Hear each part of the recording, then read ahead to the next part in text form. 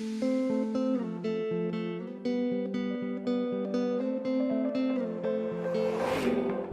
is Watch Your Style. Today we're going to be talking about how to buy an AP Skeleton or perhaps a Rolex Batman at retail price. So there's a list of watches that everybody right now wants. One's going to be the AP Skeleton, or for example, Daytona ceramic in stainless steel. Also, how about that blue dial Sky Dweller? You know, everyone's going crazy about these watches. They want the Hulk, they want this, they want that, but they're going over retail. And then there's the problem that, you know, nobody wants to pay over retail. And everybody feels that, oh, but I don't understand. I don't want to pay over retail for it. It's simple, man. We're being finessed by these brands, and I think it's brilliant. At the end of the day, it's really not that bad.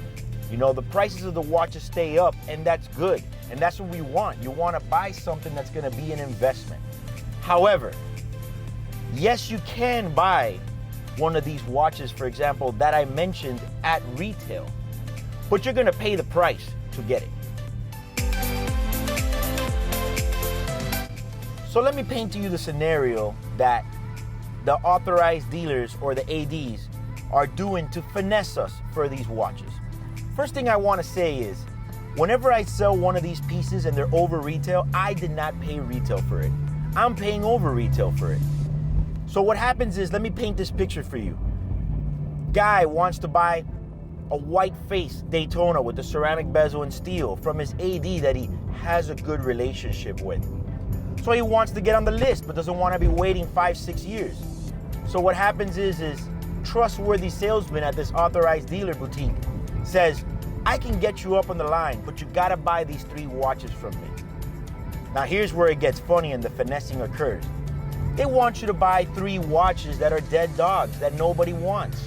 For example, they'll say, look, I can get you that ceramic Daytona at retail, but you gotta buy a 36mm yellow Day-Date on a leather strap, a dead dog, nobody wants it. Buying that at retail, they're gonna want you to buy a 2-tone 36mm Jubilee with some extravagant dial, and then they're gonna push on to you something else, maybe like a white gold presidential 36. So they're making you buy 3 watches at retail to buy the one you want at retail. But here's where the finessing happens. Those 3 watches that they're dumping on you are dogs. You're instantly gonna lose big time on those watches. You're better off paying the premium over retail and just buying the Daytona in the gray market. Why would you come out of pocket so much money just to get one? Because it's like a trick they're doing on you.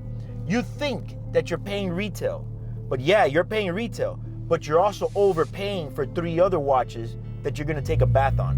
One of my favorite finessing acts that are occurring is by Richard Mille. I mean, listen, at the end of the day, these brands have the power and they can do whatever they want. And it's the choice of the consumer at the end of the day. Walk into a Richard Mille boutique and ask for an RM1103. They're gonna almost look at you like,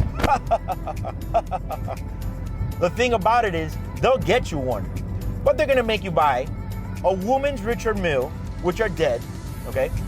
They're gonna make you buy one of the round Richard Milles, which no one's buying. And they're gonna also throw a tourbillon on you. A random one too, not like some badass stuff that everybody's looking for. So they're gonna push you 3 watches again. It's the ongoing trend that I've been hearing. Everybody's telling me the same thing.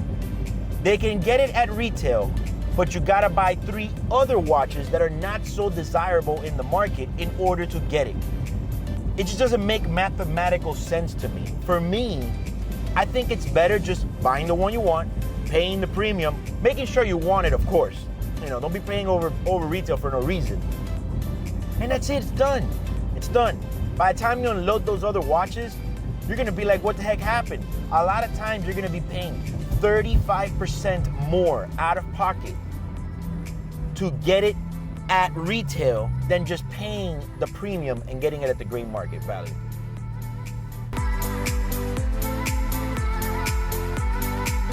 Another interesting thing is that, for example, AP is making clients that are buying a steel skeleton sign a paper that they can't sell the watch for an entire year. I mean, I get it, but it's not like you're purchasing a Ferrari 488p stuff. You know what I mean? I don't know. Not to mention, to buy that skeleton in steel, they're gonna push 3 other models on you. For me, it's simple math. Let's just do some round numbers. That way it's easy and everybody can follow me. Let's just say that the retail of the skeleton is $50,000, and you're gonna pay a $20,000 premium over retail to get one right now in the gray market at 70, which, by the way, they're not at 70, but it's just easy numbers for us to do. All right, so now you're paying $20,000 over retail. No problem. Not to mention the watch is stable and holding in the market. But to buy that at retail price and pay 50 at an AD, they're gonna make you buy 3 other watches. Who knows what they're gonna cost and how much total you're gonna be out of pocket, but you're gonna easily lose $10,000 to $15,000 on each of those. Just doing the math on $10,000 on each of those, you're already losing $30,000. What's the point? Yes, you build a good relationship and all that. I mean, at the end of the day, it's personal preference. I mean, somebody's got to go out there and get them.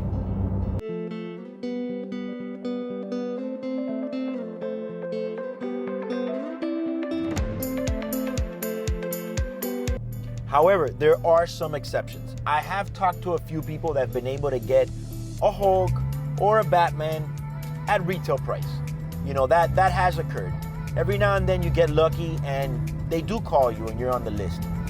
My favorite part is right now how every single person is calling me right now for the Pepsi.